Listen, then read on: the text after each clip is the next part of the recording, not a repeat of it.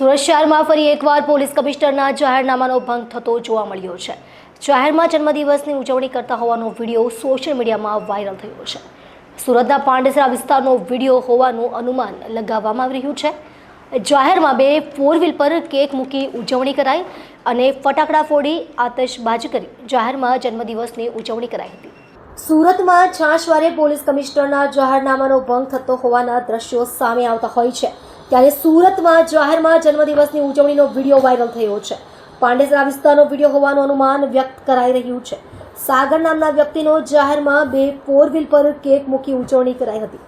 ફટાકડા ફોડી આતિશબાજી કરી જાહેરમાં જન્મદિવસની ઉજવણી કરવામાં આવી હતી।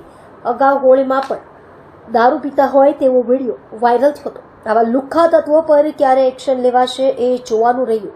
સાગર નામના વ્યક્તિની કેક બે અલગ અલગ કાર પર રાખીને નામ લખવામાં આવ્યું હતું। સાથે જ ફીણવાળા સ્પ્રેથી અલગ અલગ યુવકો દ્વારા છંટકાવ કરવામાં આવ્યો હતો। સમગ્ર ઘટનાનો વિડીયો વાયરલ થતા હાલ પોલીસ દ્વારા કાર્યવાહી કરવામાં આવી રહી છે।